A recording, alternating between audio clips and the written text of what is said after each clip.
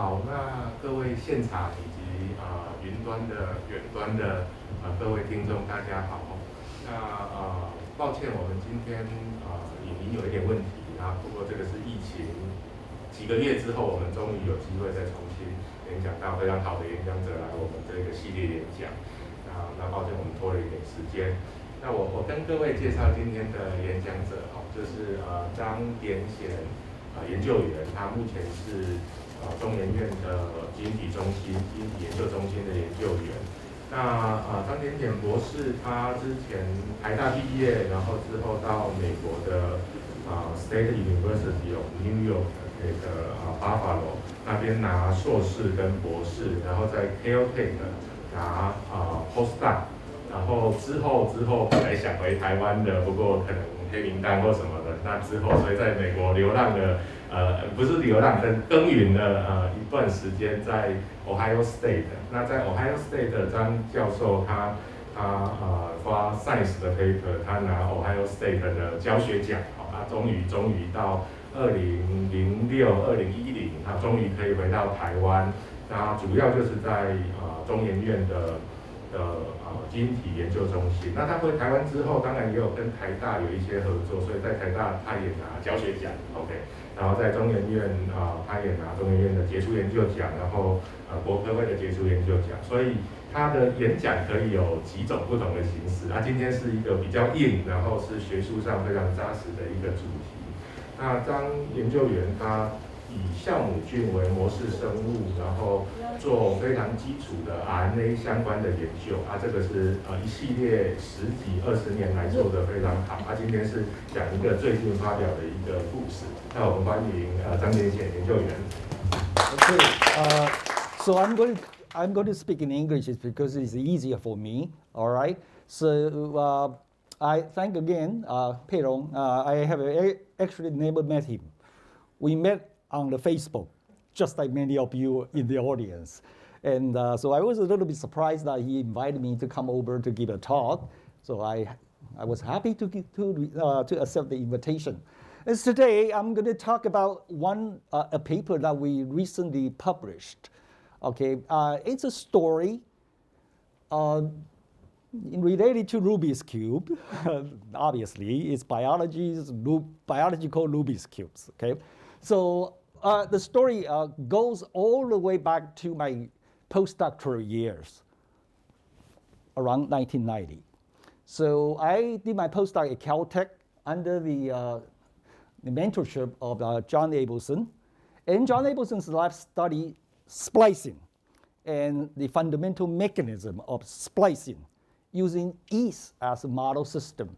So from there, that's where this project began. Okay, and so I quoted Eugene O'Neill's as a long day's journey into the night. So my career is gradually going to the night.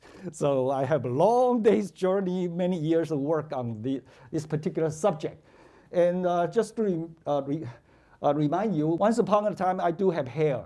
Okay, so that's my Caltech years. Okay, so now many of you know about this central dogma. DNA to RNA, RNA to protein, so that's nothing unknown to you. And but what I have added in there is one of the steps that after transcription, the information in the DNA actually get copied into precursor messenger RNA, transcript. Now, transcript contain introns, just like DNA. And this information has to go through another process called splicing. The intron will have to be taken out at the step of splicing. So in a way that when you think about this problem, it is profound. The information in the DNA must be decoded also at the step of splicing. Splicing is the step actually interpret the genome. Because if you compare the information, DNA sequence and DNA, in the final transcript, the mature messenger RNA transcript, okay, they are different. So many of you know about that the genes can undergo alternative splicing. So from one gene, many different type of transcript will get produced. So it is of fundamental importance to understand how splicing is done. And after intron was discovered in 1997 and for 87, and then for so many years, we still don't quite know all the details of splicing. Now, let me remind you that the splicing essentially is a process of assembling of machines on the transcript, on the precursor messenger RNA. Shown here is a example transcript. You have exon 1, exon 2, franking the intron. Now, I also show you that the junction between exon 1 and exon 1 and intron, or exon 2 and intron, they are conserved short sequence. It is, that's GU, AU, GU on the 5' splice site. And at the 3' splice site, there are only 2 nucleotides that get conserved. But if you think about from a mathematical point of view, how often you're going to find this sequence? It's everywhere. So how does cell know exactly where to cut? Make an exactly cut between this 5' splice site, at the 5' splice site, and the 3' splice site. The precision is at the nucleotide level. Okay, so it is a profound problem because when you think about it, intron can be short, can be gigantic. They can be up to, in the mammalian system, can be up to 100 kilobases. And so in the case of 100 kilobases long intron, you have a great distance between the 5' splice site and 3' splice site. And both must be precisely recognized and cut. So this is a profound problem. So then you gradually understand why splicing was done by the following way. Is instead of having a machine that already built up to do splicing, the machine actually was built on a substrate, transcript. So you can see, I'm not going to get into the details because once upon a time I returned to Taiwan to give a talk, and Dr. Chen Ruihua was in the audience. And then after my talk, she came to me and said, every time I heard about splicing talk, I was so scared because it was so complicated, okay? So I'm going to make the long story short and then make it simple that you can follow. And then I just focus on the concept, major concept without showering you tons of data. That's not what I want to do today.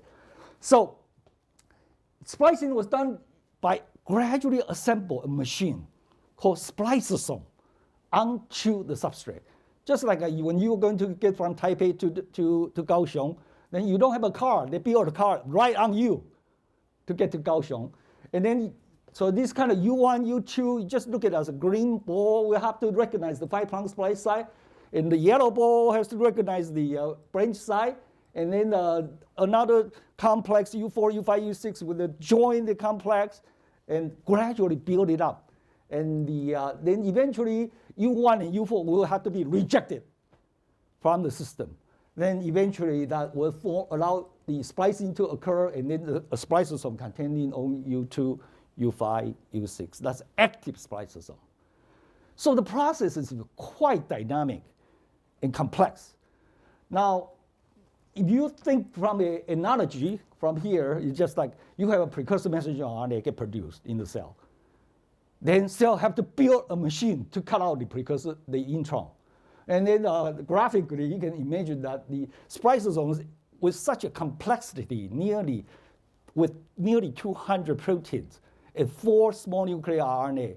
It was just like something like this. Tons of stuff get built onto it. And many other things has to go. It's a very rather dynamic process.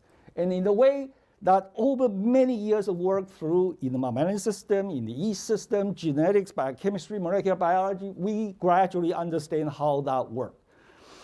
I'm going to take you through this diagram, but make no attempt to try to remember it, okay, because it's complex. I just want to point out the salient features of this particular process. If you start out looking from the upper right-hand corner, you have a transcript, then U1, sNRNP will bind, and then followed by U2, and followed by U4, U5, U6. And that's a fully assembled spliceosome with everything on it, U1, U2, U4, U5, U6.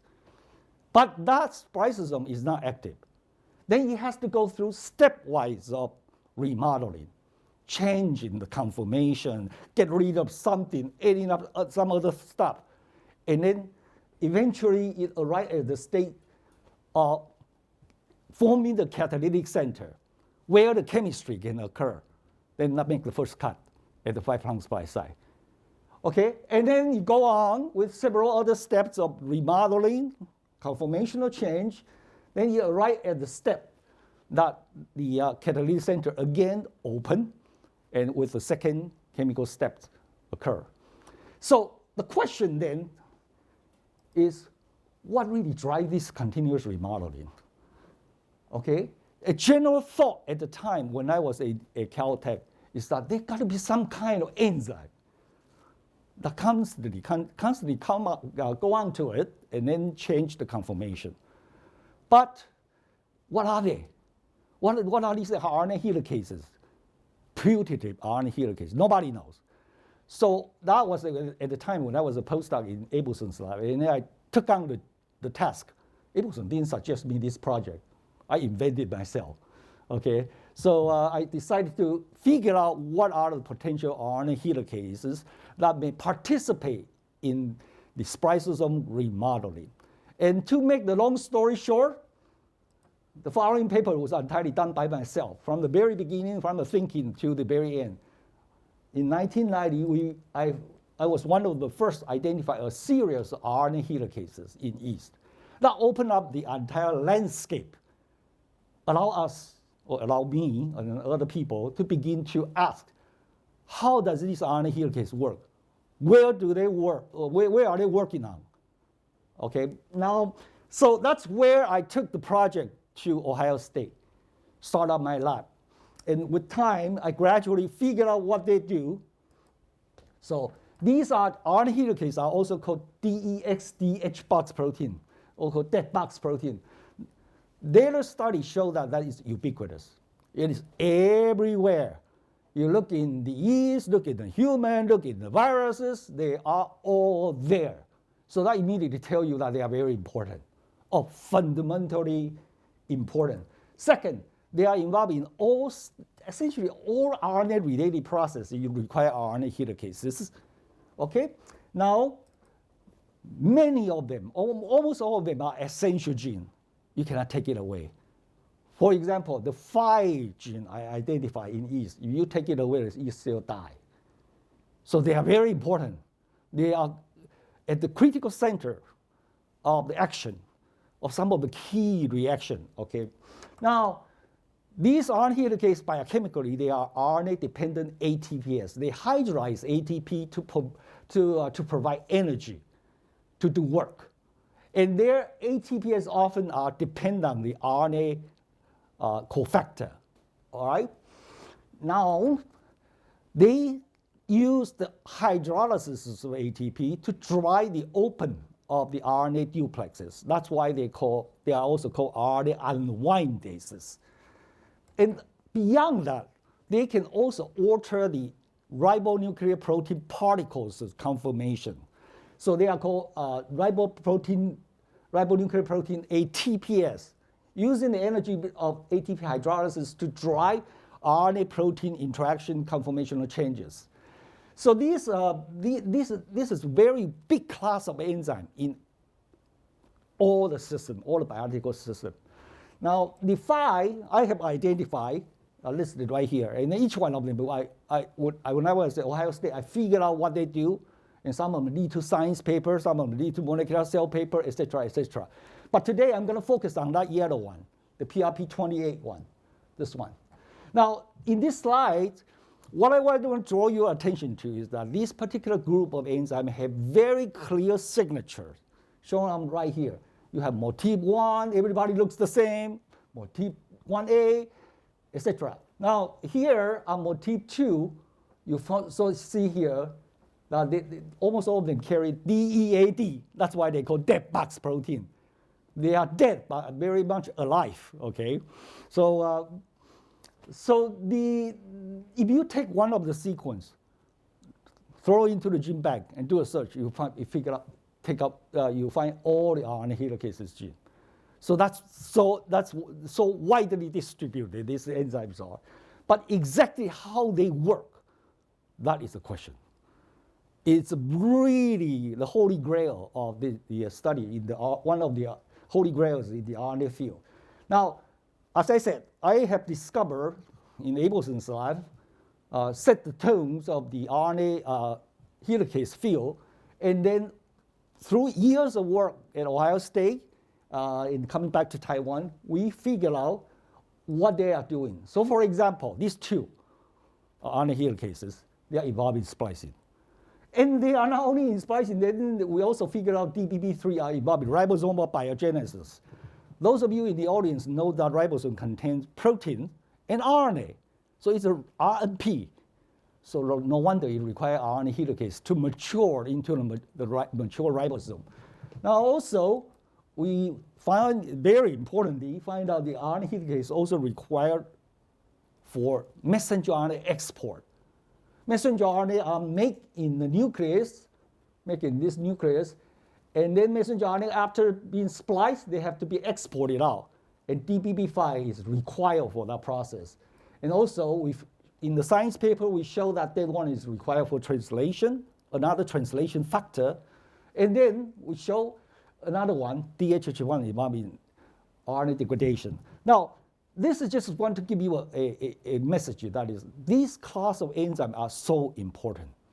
They are involved in essentially from the birth to the graveyard of the RNA metabolism.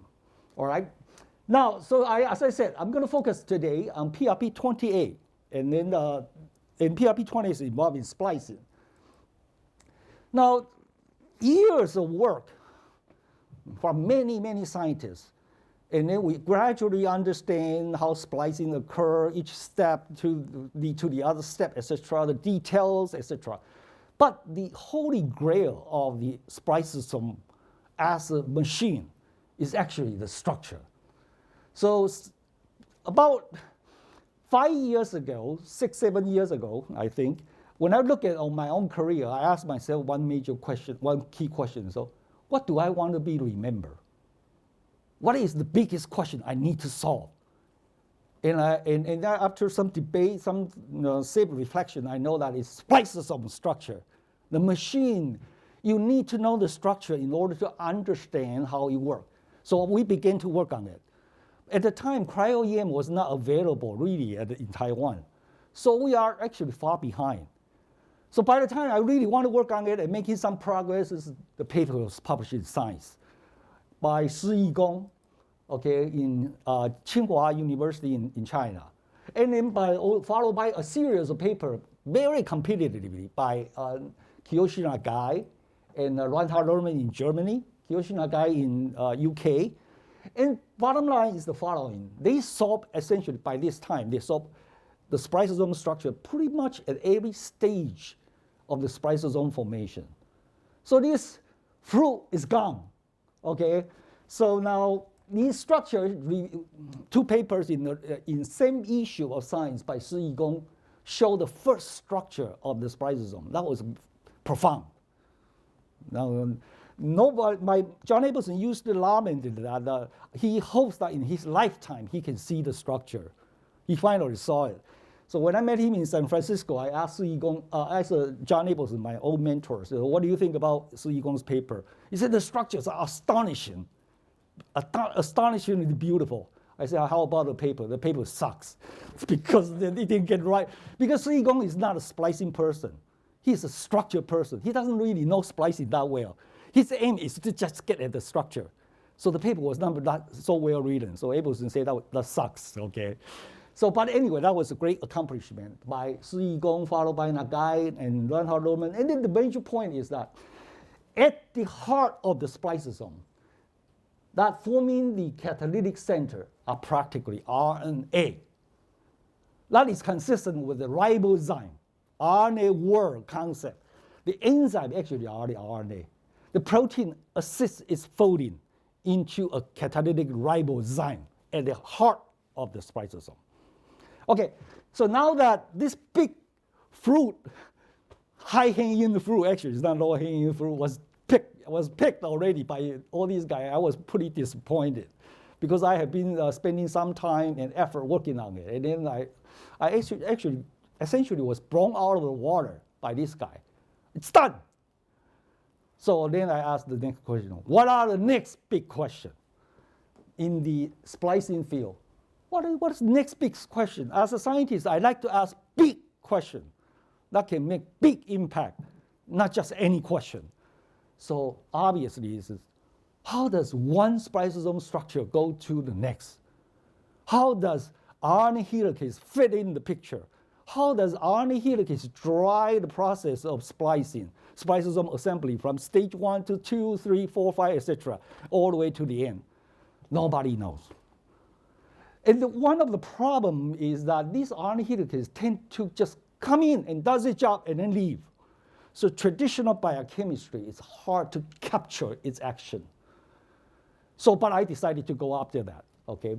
And I have to say that the whole process took us 12 years to finish it. From the thinking of the idea, and then back at Ohio State, I wrote 2 NIH grants, they all rejected me. Not because the idea was bad. It was because they say that was too difficult. And then the reviewer asked me to provide preliminary data. And I don't have money. How am I going to provide preliminary data? It's become a dilemma. But anyway, when I came back to Taiwan, being at Academia Sinica, I do have an advantage.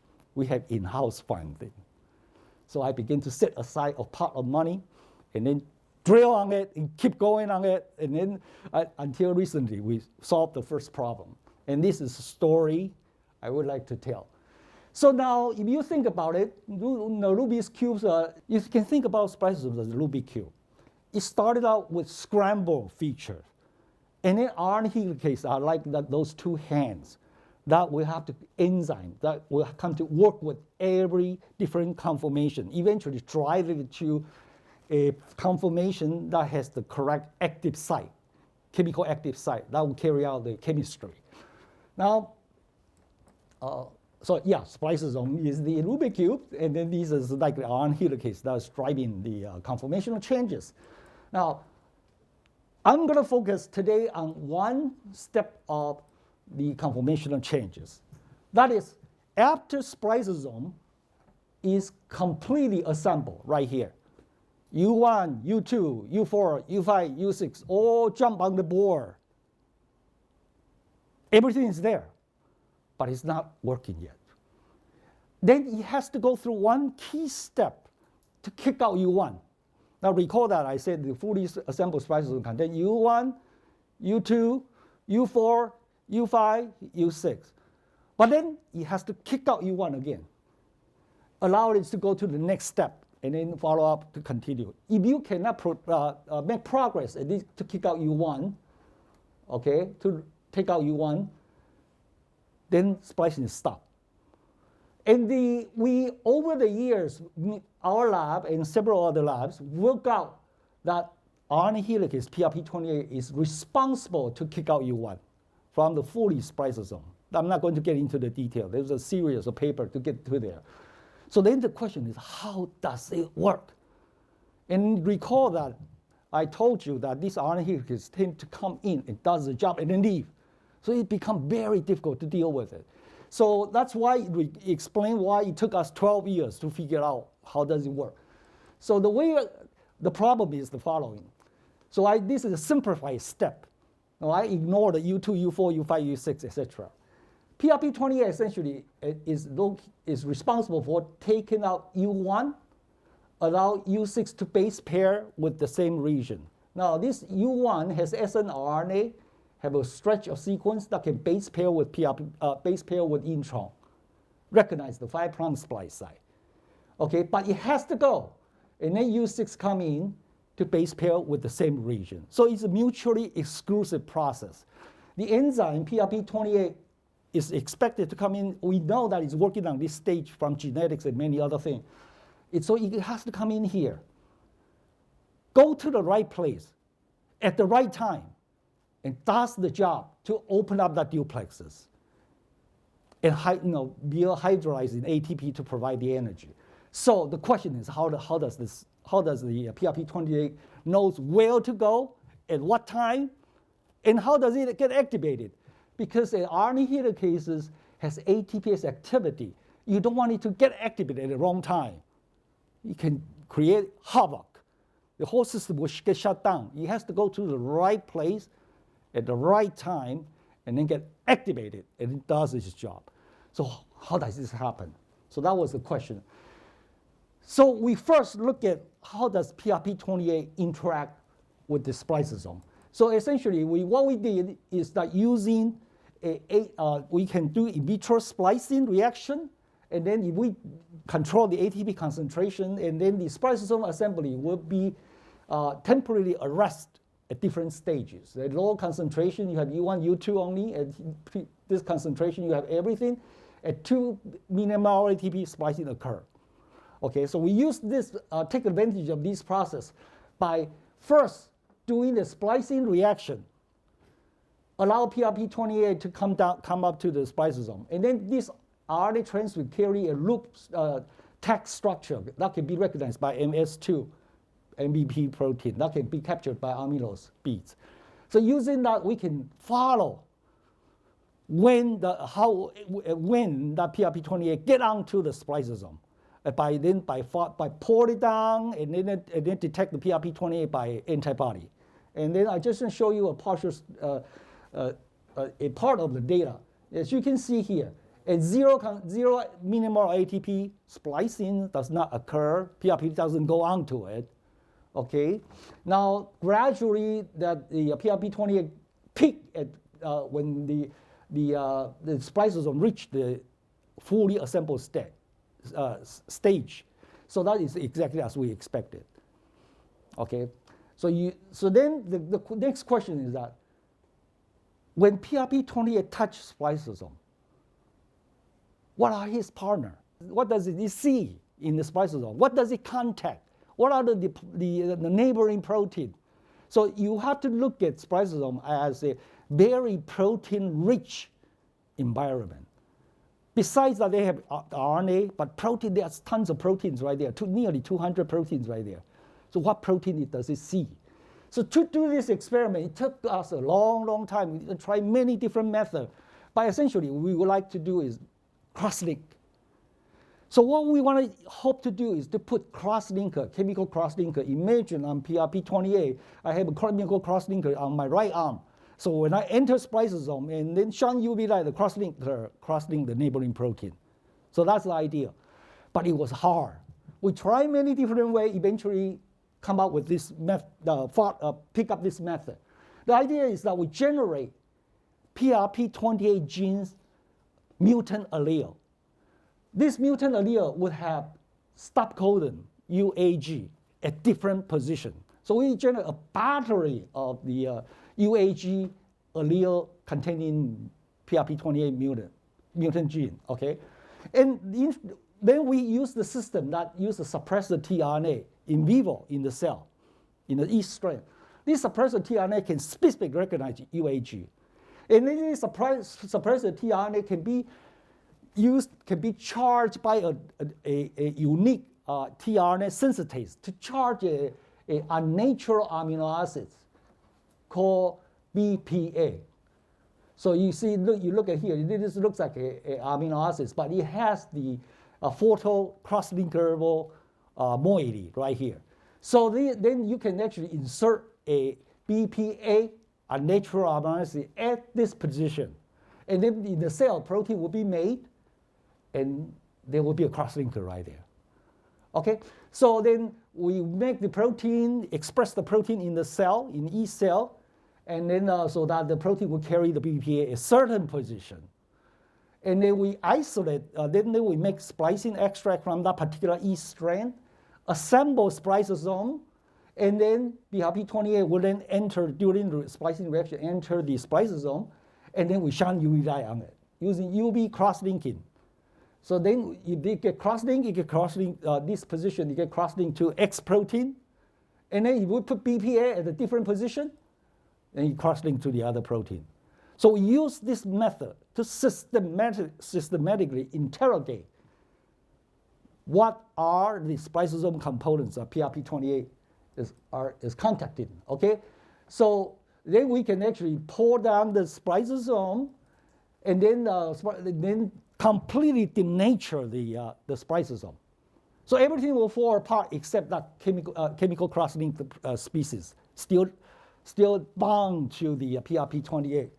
So if you then you run the gel, you take a look at whether there will be a bend shift, because without UV cross-linking, Prp28 will be like this.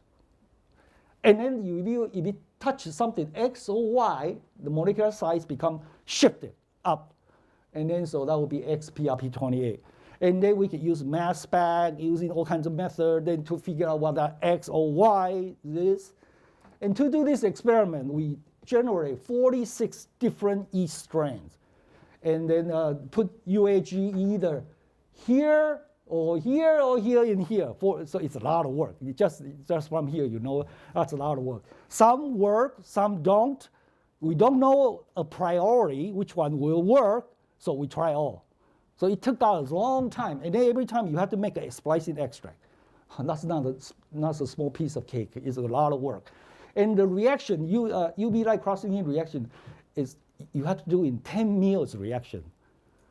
Now you are used to doing a 25 microliter reaction. We have to make an extract to do 10 meals. Sometimes 30 meals reaction. That's usually large volume. And the reason why is UV cross-linking is not very efficient. The yield often is less than 5%. That means that you cross-link only 5% of the protein you touch. 95% of the time the orientation is not right, etc. It doesn't get cross-linked. So that then demand you to scale up the reaction. So it becomes very hard experiment, very hard biochemistry to do. But at any rate, the stars highlighted the position where BPA get put in and then induce cross-linking. All right. So here is just a simple example right here. So for example, K26, lysine 27 was replaced by BPA. And in this case, this particular Prp28 BPA containing Prp28 cross-link to a product. We don't know what it is at the time, but we know it gets a very big bend shift. It's UV light dependent. No UV light, no this product. With only UV light, you get this product.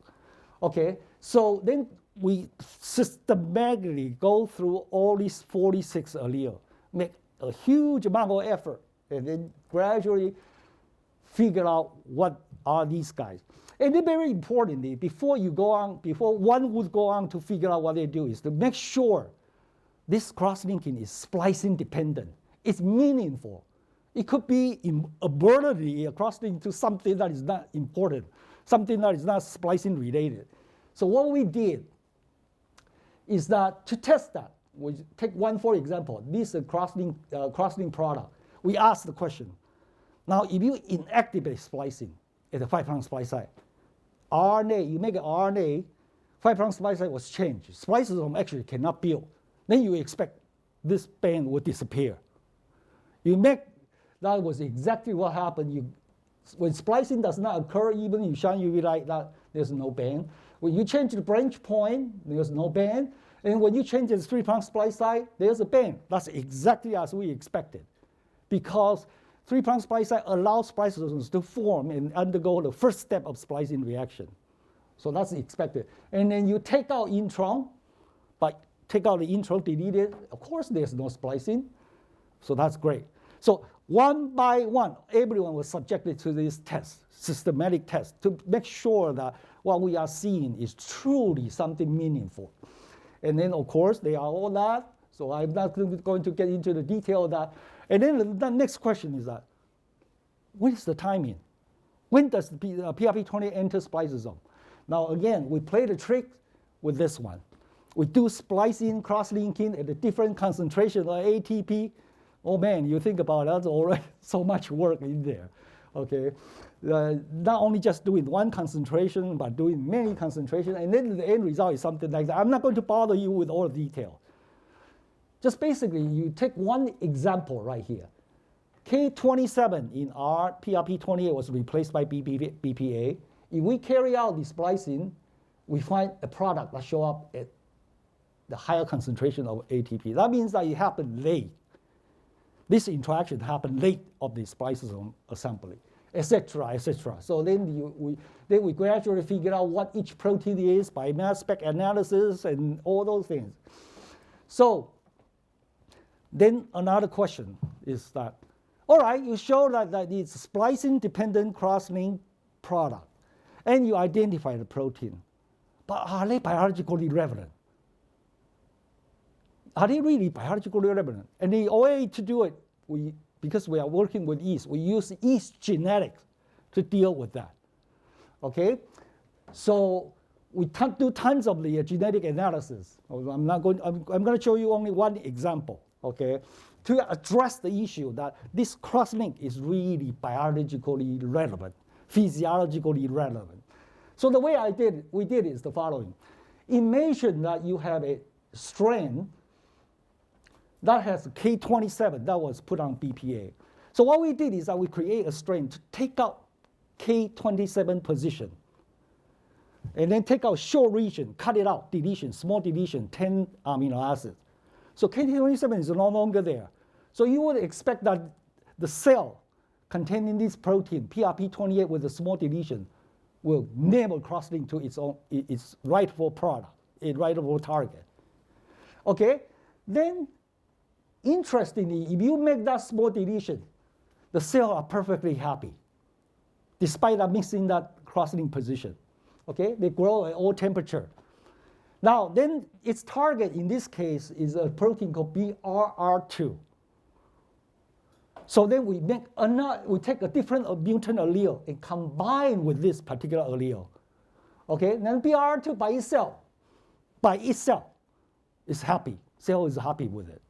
But when you put the two together, cell poop out, they die, or grow very, very poorly.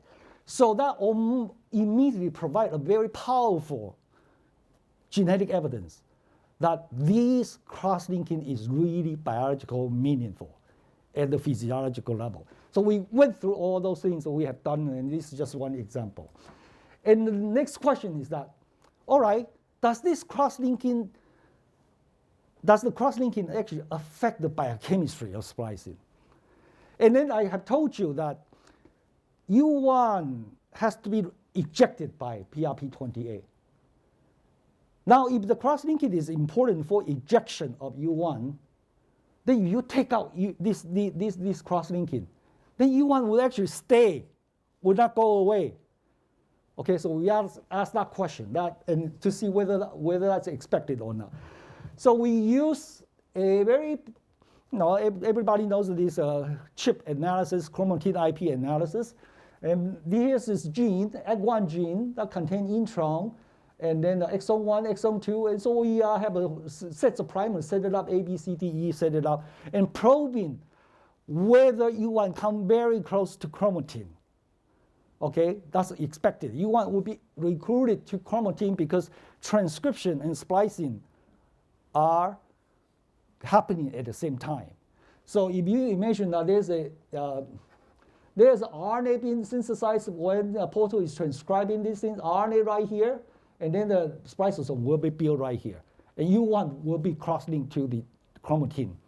That's well established procedure in the field. So you can see here, we take, for example, right here, we make a small deletion of K82. So K82 can no longer cross-link to its rightful target. Then we ask what happened for splicing. Okay, whether the spliceosome U1 will be recruited to the spliceosome and then leaves. And then in here, if we follow Prp28, it comes in, this is B right here in this region, and it falls off. And then if you follow U1, this is wild type. Okay, with the wild type Prp28 in the cell, U1 get recruited and then ejected. Now, with taking out the cross-linker, it can no longer target to its rightful target. U1 stay up here. That's exactly what we expected. So then again, we went through every one of them, okay, showing that this is absolutely consistent. The picture is like that. So then the next question is that, come back to what I have said very early on.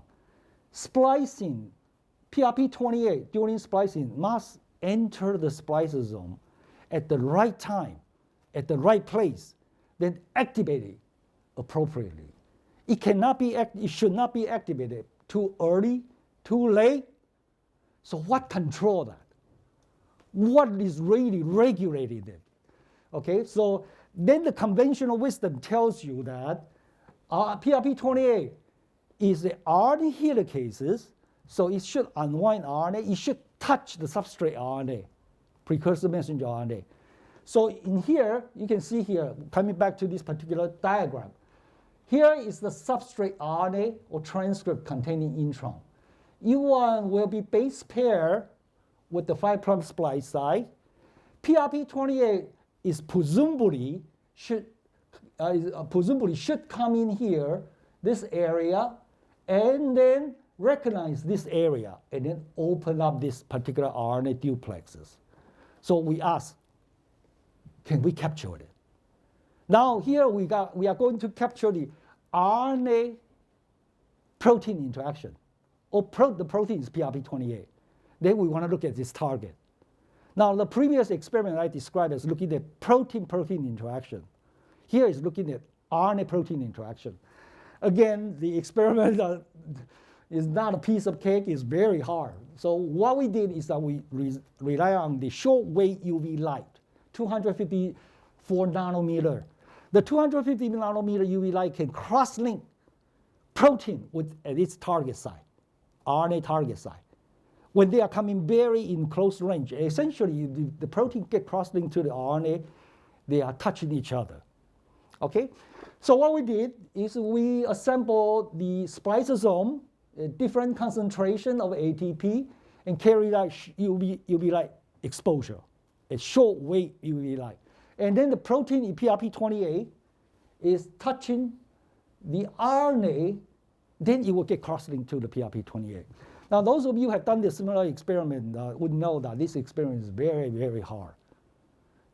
Because the UV light cross-linking is, short-wave UV light cross-linking efficiency is very low. You probably get 1 out of 100. So we have to scale the hell rate up, scale the reaction up. The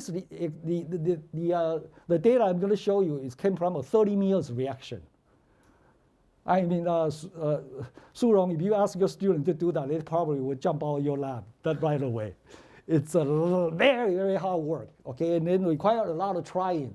And then eventually we denature the entire whole system. And Prp28, because it's covalently linked to its RNA target site, so we can actually map where it binds. All right? So first, we look at where Prp28, when Prp28 touched the RNA. And as expected, it began at this particular position when everything was going on there, U1, U2, U4, U5, U6, then it touched the RNA at the same time. And it touched other protein, as I have shown you earlier in the earlier slide. So the question then is, where does it touch? So then we immunoprecipitate the Prp28 cross-linked to the RNA, and then chew away the protein. Okay? Protein was proteases digested down to 1 amino acid. And then this 1 amino acid, and then we'll block reverse transcriptase. So we put a primer downstream, expecting that the reverse transcriptase will travel all the way up to here, this cross-link site, and then stop. And that's how we map its location. And to make the long story short, we expect Prp28 should touch this area, GU, because it has to unwind this particular double RNA helix. And then the results show you that, yes, it touched this twin right at the GU dinucleotide. So all these results are consistent, what we started with. Prp28 is indeed the RNA helicase. It goes to the right place, does the right job. Now, then the next question is that if Prp28 go to the right place at the right time, but it has to be activated. It cannot just go in and then just kick around and then doing the thing randomly. And it has to be regulated in some way. And then to activate this ATPase activity. But how? And the clue came from the cryo-EM study of the human spliceosome. Now, human spliceosome, the Prp28, shown right here, it's part of the U5 SNRP, part of the spliceosome. It's not free. In yeast, Prp28 is coming in free, and it does the job and go. And then in the mammalian system, Prp28 is part of this U5 SNRP. And then the whole spliceosome, when that was solved, then we can see Prp28 was right here, the green one, located right here. And then you see U1 is right there, right next to U1. And then it has an N-terminal stretch from here all the way up to here. This part was missing in the yeast Prp28. So that's human Prp28 have an N-terminal extension. And this N-terminal extension contains RS domain. That suggests that it's an RNA binding region. And so this entire region was missing in the yeast Prp28. So we wonder, there is something like that in yeast system that does the job of docking Prp28 dock to the right place and activate it. So here we go back to look at our cross-linking result, and we found that there was in one case there was very strong, powerful cross-linking product, protein-protein interaction. Prp28 touched something very, very strongly. Then it had touched very early, even at the 0 millimolar ATP. So this would be the candidate that seems to be guiding Prp28 to the right place. So my postdoc has trouble getting mass spec data out of it, but I don't know why. But it took us a long time. But finally, he narrowed it down. It's NPL3. NPL3 is a protein that contains RS domain. That was exactly what we expected. Remember, the N-terminus of a human Prp28 contains RS domain. Perhaps in yeast, this part was in a separate protein. So then we figured out that it's NPL3. So to make the long story short, we do a lot of other experiments. That all suggests that NPL3 is the N-terminal part of the human, just like N-terminal part of the human Prp28. Then it probably guides, we have other results show that it guides the yeast Prp28 at the right place. So then the last question, the very, very last question is that, is this NPL3 a cofactor that's responsible for activating Prp28's ATPase activity? So we purify all these proteins, okay? Express the protein, purify Prp28, purify dead Prp28, active site death, and then we purify the NPL3 protein to homogeneity, and then purify the phosphorylated NPL3. Because in mammalian cell, it was shown that the N-terminus of the human Prp28 was phosphorylated. So we wonder whether NPL3 require phosphorylation to regulate its cofactor activity, to regulate Prp28. So we purify all of them. And then just carry out simple two components experiment by mixing Prp28 and NPL3. In this reaction, it's a thin layer chromatography analysis. So you use a hot ATP and then incubate it with the Prp28. There is very little hydrolysis, suggesting that it requires something. Then we do the experiment. We use Prp28 at non-phosphorylated NPL3. So remember, I told you that the phosphorylation is likely to regulate NPL3 activity, and there's little activity. Now the real experiment is this one.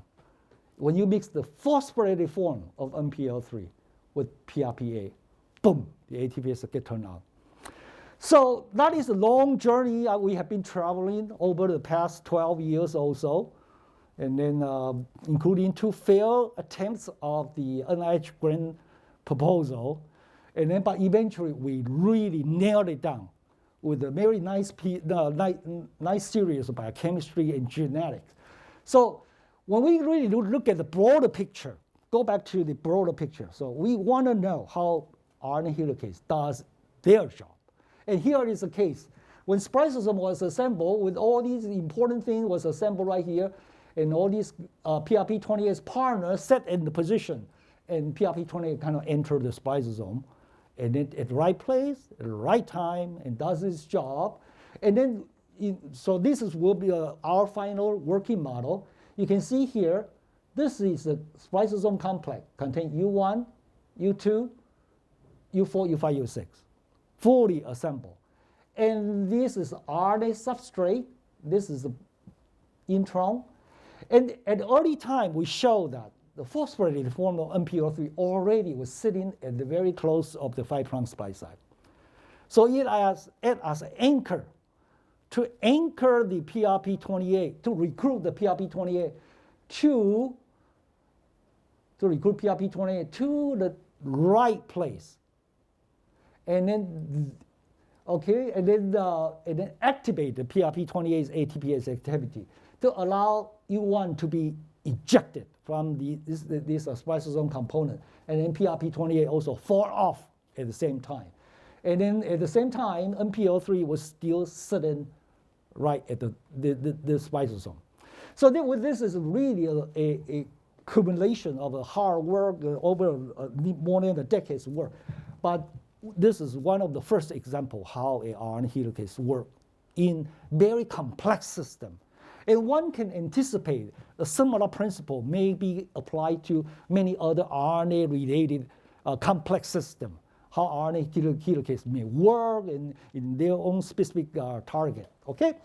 So with that, I'd like to close my talk saying the take-home messages are Prp28 is to recruit by phosphorylated form NPO3 to the heart of the spliceosome. And it contains several key components of the spliceosome, the detail of which I'm not going to bother with you.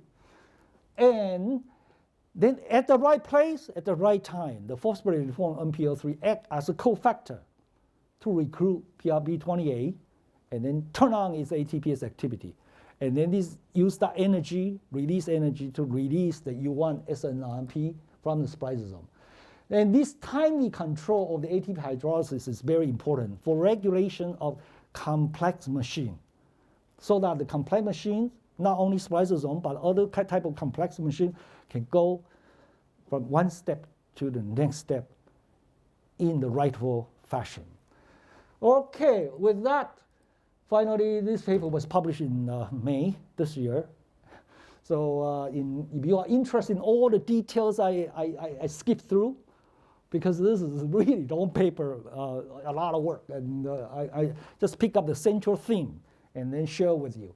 So with that, I thank you very much for your attention, and then I will be very much welcome any question from you. Thank you.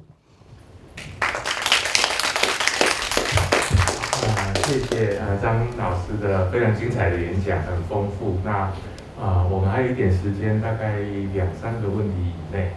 詹老师来。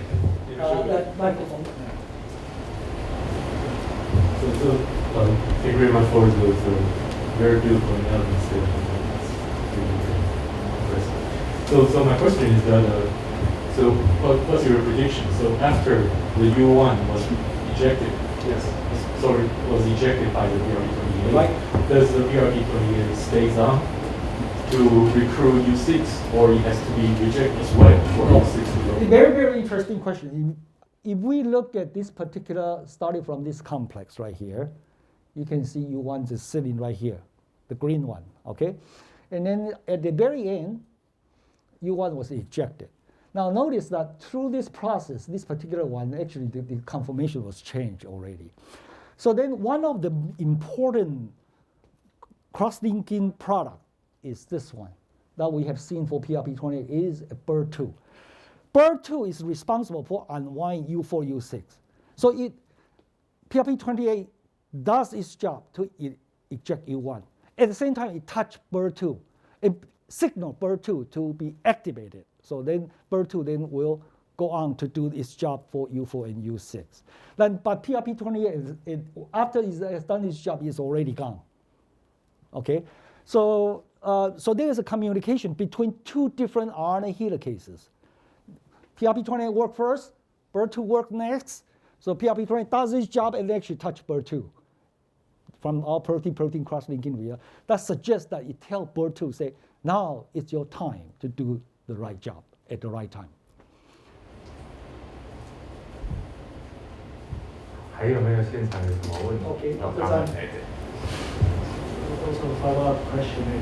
This is an outsider's question.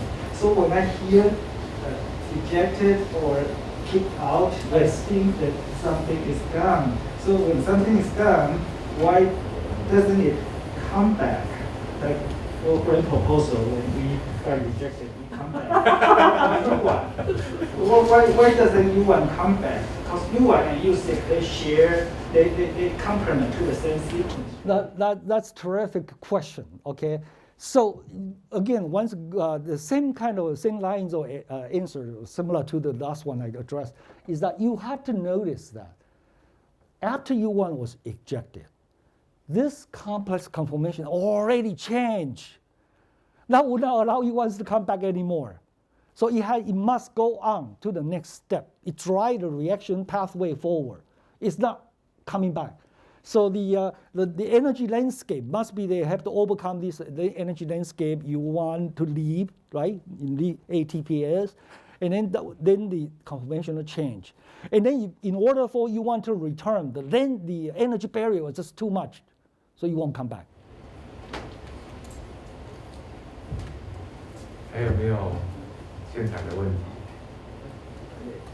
来，蔡丰和老师。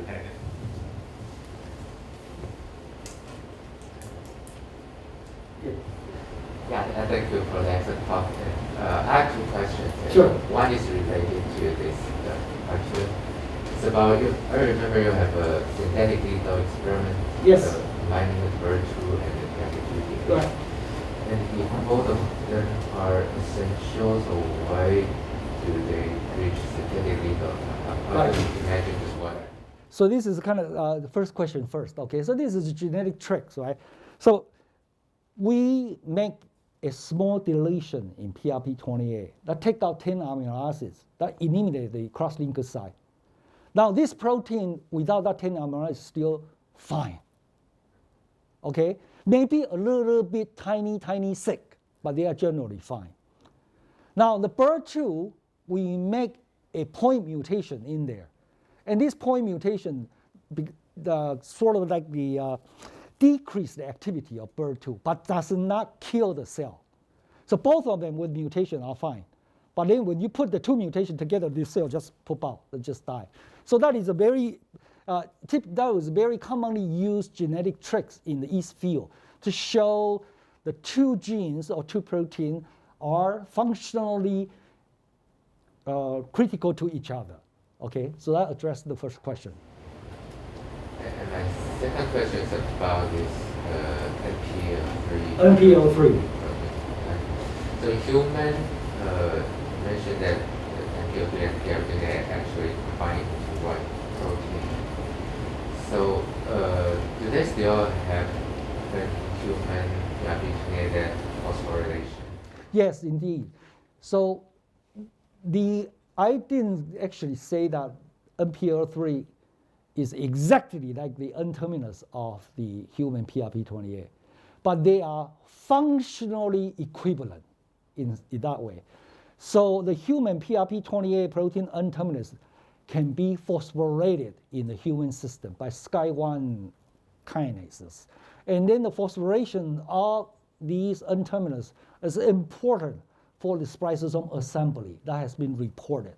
And so the scenario we have seen in yeast and in mammals, they are, in a sense, is functionally evolutionarily conserved.